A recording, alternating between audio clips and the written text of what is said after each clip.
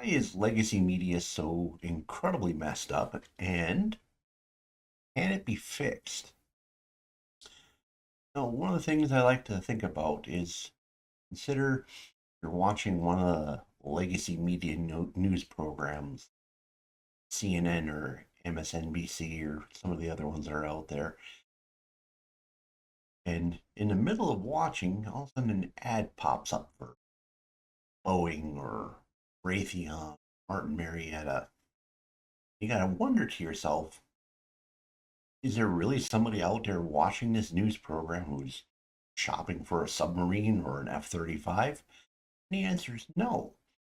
You might want to think of those commercials kind of like somebody marking their territory. They're showing ownership of the program you're watching.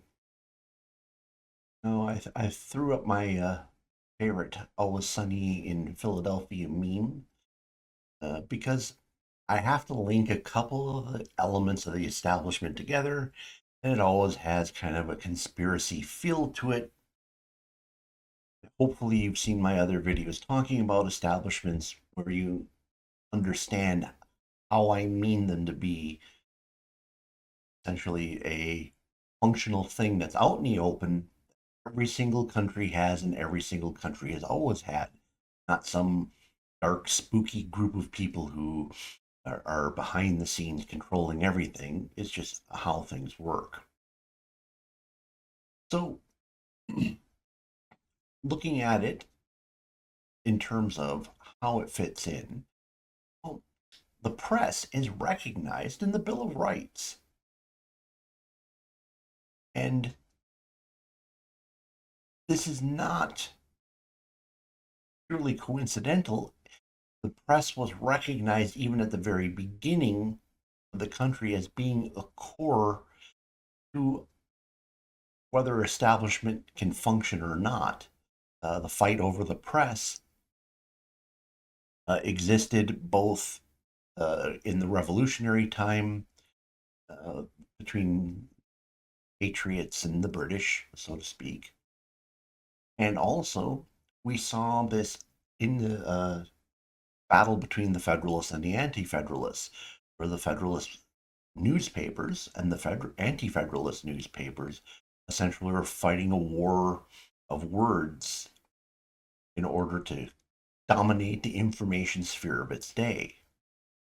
The press was the first intrusion point into progressivism. So the thing is media, especially legacy media, is a key component of the establishment. Understanding how media has changed over time and how the establishment is changing over time gives us some insight into what's actually happening.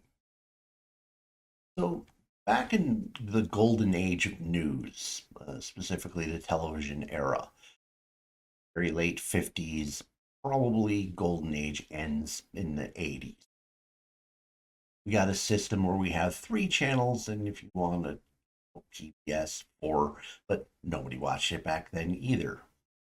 Uh, you had this bizarre phenomenon where the newscasters were superstars.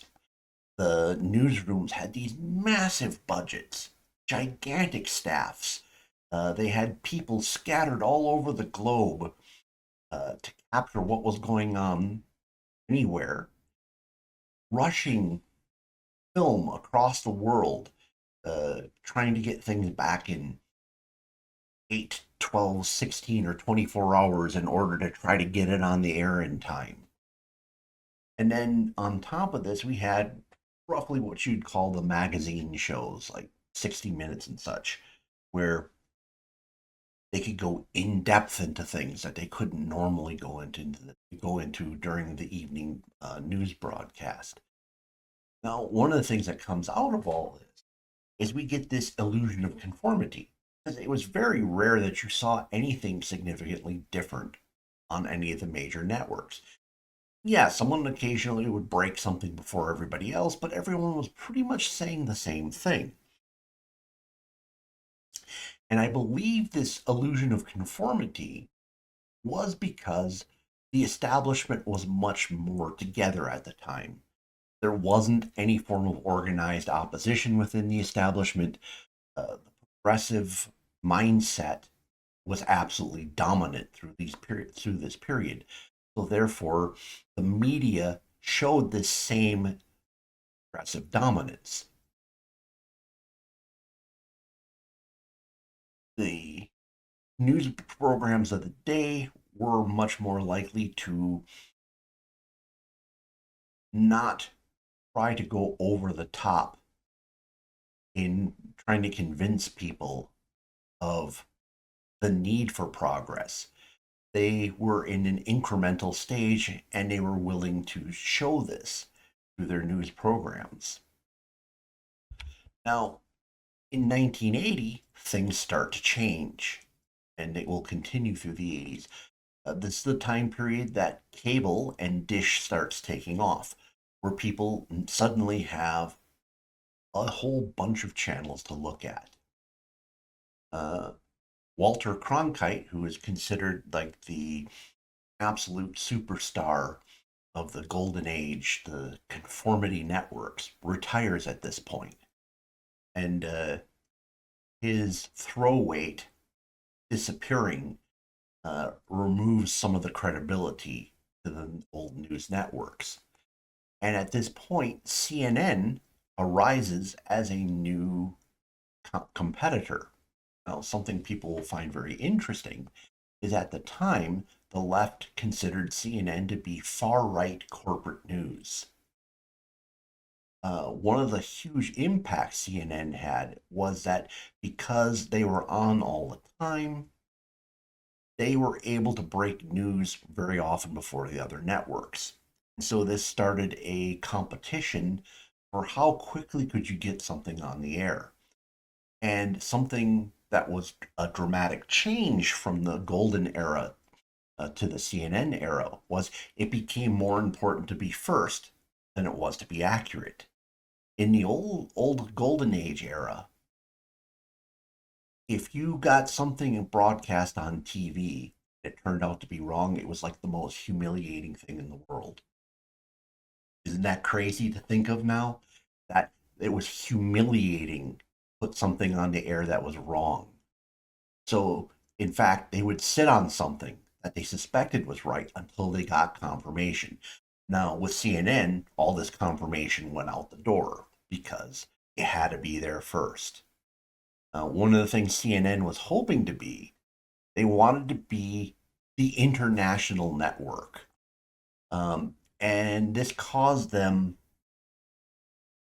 to be far more centrist or even slightly right of center than what the other uh, mainline broadcasting networks were doing at this time.